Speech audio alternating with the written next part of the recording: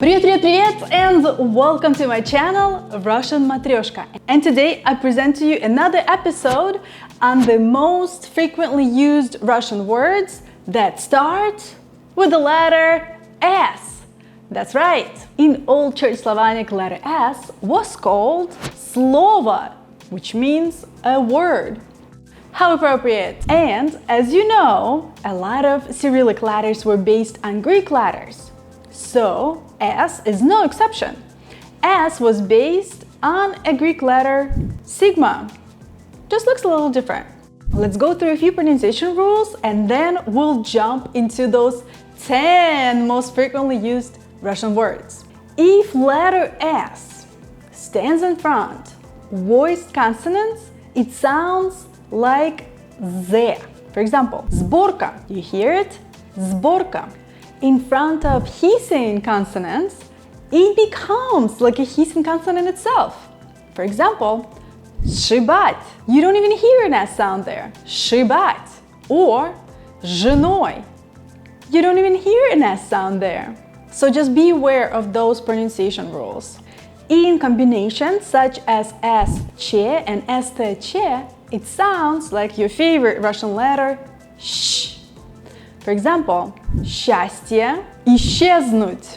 Alright, well, let's start our favorite series and we're gonna go over 10 most frequently used Russian words that start with the letter S. Let's go. Word number 1. Word number 1 is S. So it's S or so. Let's look at the meaning of this preposition and why we use it. Sometimes we say S and sometimes we say sa. So it means with or from and of. For example, чай с лимоном, tea with lemon, чай с сахаром, tea with sugar, or убрать со стола, to clean from the table, to clean off the table. How come чай с лимоном and убрать со стола? Well, in front of these letters plus another consonant, you use sa. And that's why столом, there was a combination of s, t, and that's why you had to use sa. For example, another one, со мной, with me, со мной, and с тобой, with you. Here we go back to s, because there was no combination of two consonants together, the ones that I identified. Word number 2. Word number 2 is свой. What is свой? Свой is one's own. For example, он сам не свой. He doesn't act like himself. He's not being himself. Another example. Он забыл свой портфель. He forgot his briefcase. Moving on, word number 3. We have two versions. Становиться, imperfective version, and стать, perfective version. That means to become. So I'm gonna give you two examples with two words. Он становится добрым после работы. Of course. He becomes kind after work. Who doesn't? And the second example, он хочет стать актером.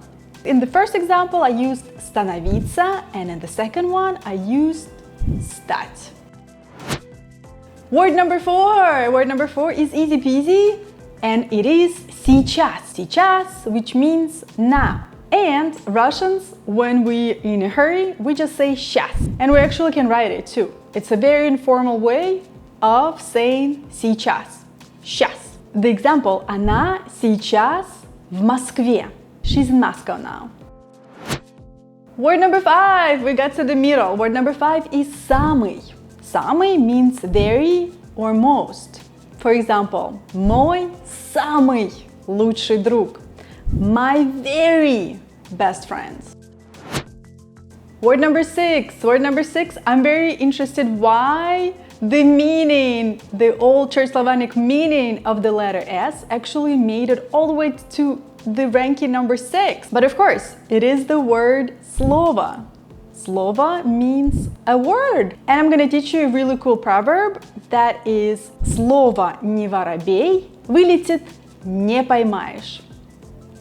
Which directly translates that a word is not a sparrow.